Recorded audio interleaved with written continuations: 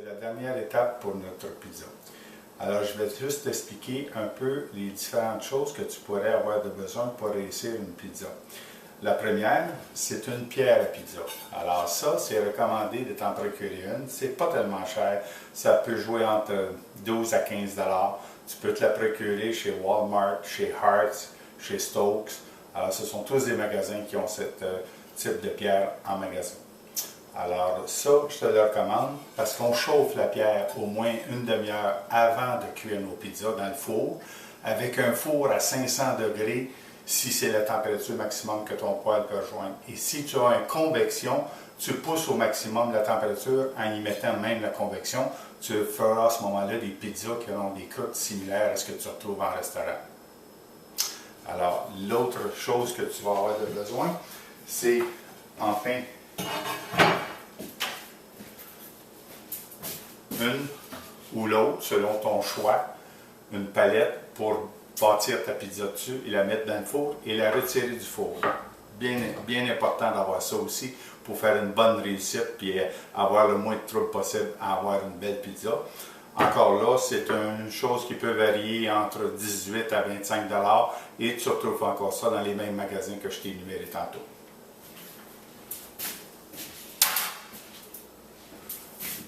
On parle d'ingrédients. Pour les ingrédients, j'ai ici une chose que j'aimerais te faire remarquer. Le fromage, je recommande un fromage léger parce qu'il y a moins de contenance de gras dedans, il est plus sec. Alors à ce moment-là, il va faire un plus beau gratiné sur ta pizza, puis il ne livrera pas d'huile quand il va cuire, il va gratiner sans rejeter de l'huile du fromage. Alors ça, c'est aussi un produit à bien considérer quand on fait de la pizza.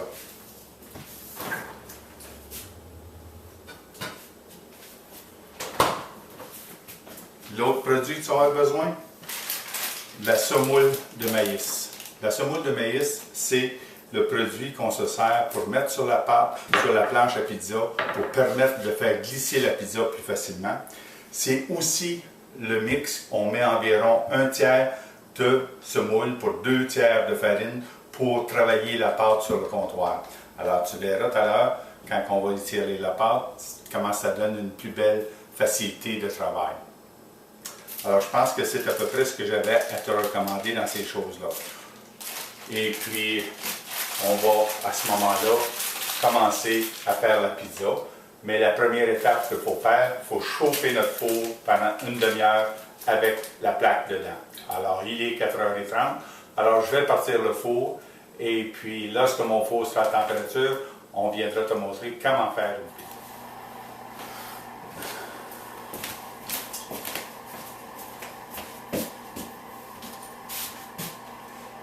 Nous voici rendus. Mon four est à 560 degrés sur la plaque. Alors, la température du four est bien prête. On va simplement appliquer un petit peu de semoule de maïs ici. Et puis, maintenant, on sort notre pâte.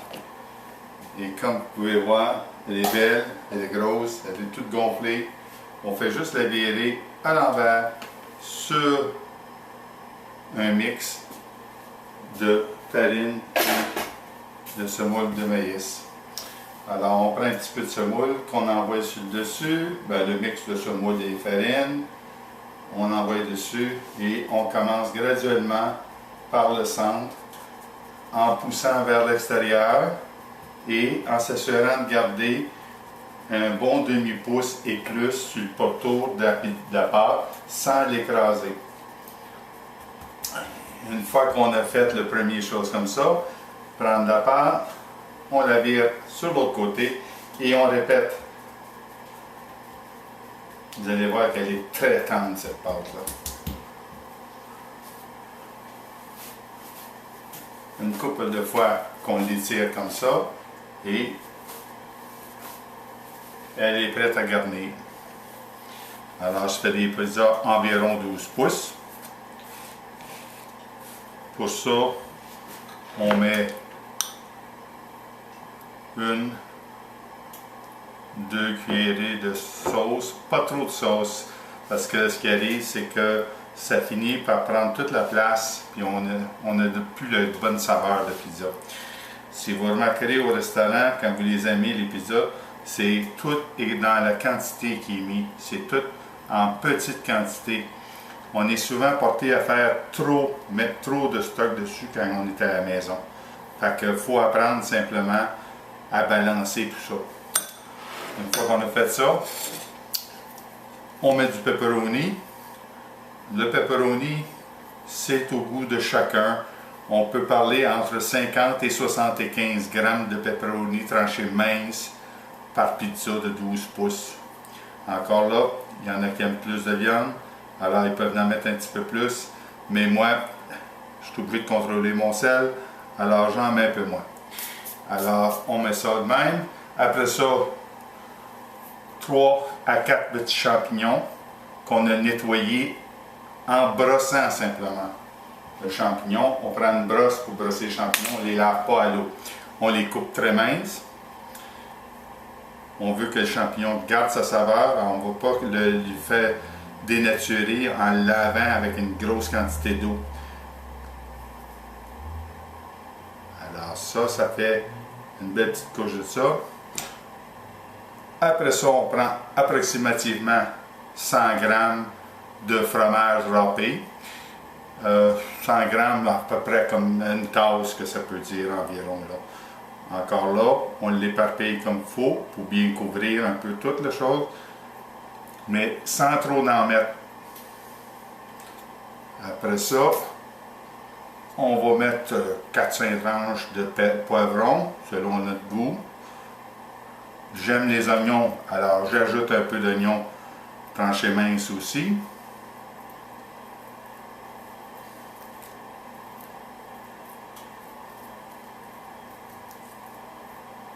Alors, la pizza est prête à aller au four. Avec un four à température comme j'ai là, on fait juste la brasser comme ça pour être assuré qu'elle n'est pas collée.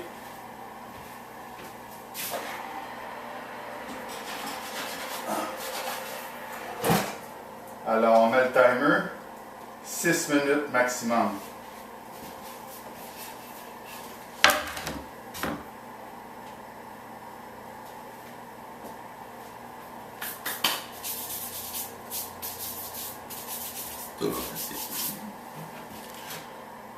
On peut commencer à préparer la seconde pizza, mais on ne l'étire pas tout de suite. On peut juste passer la farine, à étendre la farine comme il faut, juste sortir la pâte et l'envoyer sur la farine qui est sur le comptoir.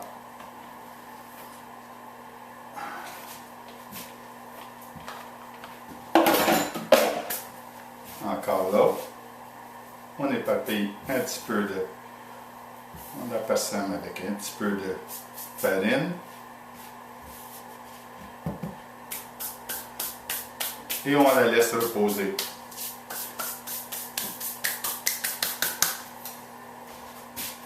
Lorsque notre pizza est rendue à mi-cuisson, soit après 3 minutes, on va y faire un demi-tour pour s'assurer qu'elle cuise égale tout le tour dans le four.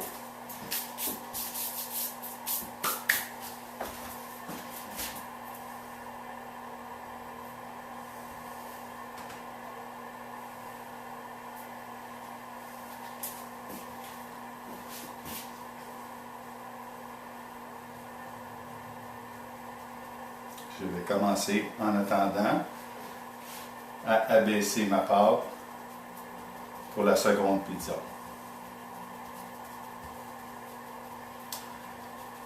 Alors en 12 à 18 minutes pour avoir de 2 à 3 pizzas prêtes pour votre souper.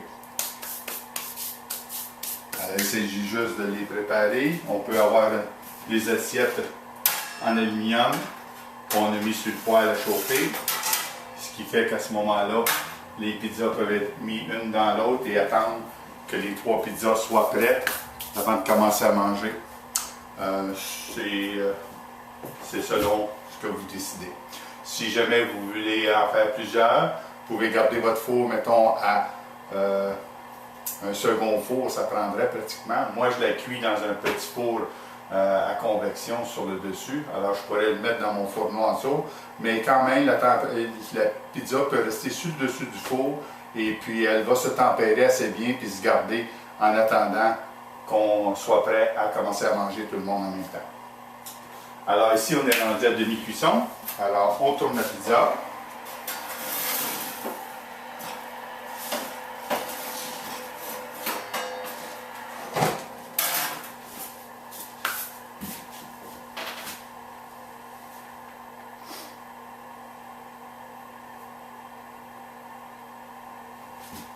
Bon. Pendant ce temps, je commence la seconde pizza. On écrase, faisant attention de ne pas écraser le bord de la pizza. On garde un certain espace d'un demi-pouce ou un petit peu plus sans l'écraser. Ceci va permettre d'avoir une belle pâte bien montée, bien gonflée tout le tour. On lui fait sauter une couple de fois sur les mains comme ça pour l'étirer. Et on l'envoie ici pour la garnir.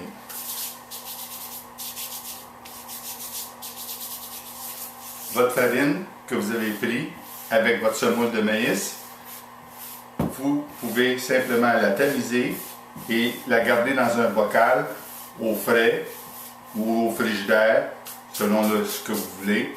Et puis elle se conserve pour un bout de temps. Et après 2 ou 3 mois, vous pouvez en disposer pour commencer avec la farine fraîche. Mais en général, je peux faire un bon à 2-3 mois, puis il n'y a pas de méchant goût qui se développe dans la farine. OK? Fait que tu peux faire la pizza régulièrement tous les semaines à ce moment-là. Et puis, ça peut se conserver une bonne période de temps. Alors, on arrive proche du temps que notre pizza soit faite. Elle a 4 minutes, celle-là.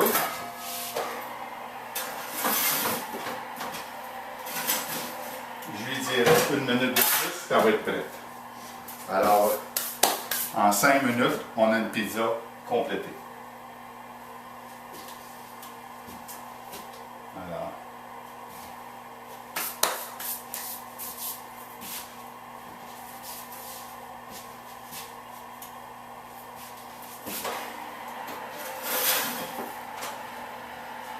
cinq minutes. Regarde-moi, c'est une pizza de restaurant. Alors,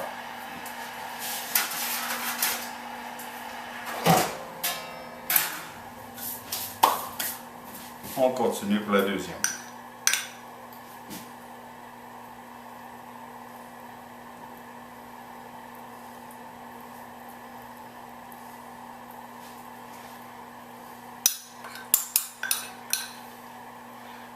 La recette que j'ai faite est bonne pour faire 2 pizzas de 12 pouces pour la sauce. Alors, quelqu'un qui voudrait faire la recette de 3, il pourrait simplement doubler la recette ou juste faire une recette et demie de sauce pour pouvoir avoir de la sauce pour faire 3 pizzas.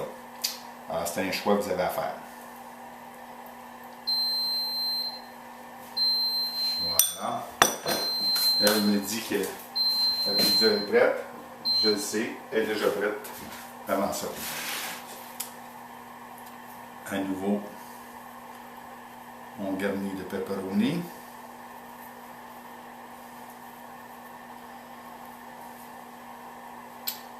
Moi, j'aime bien du fenouil dans ma sauce. Alors, mais il y a des gens qui n'aiment pas le fenouil.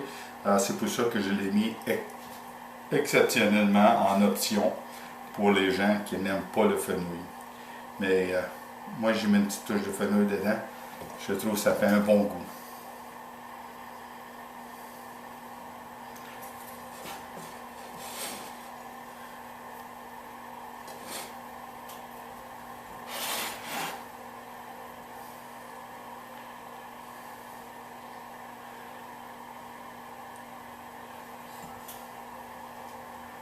Voilà. Alors 100 grammes, c'est juste parfait pour chaque pizza.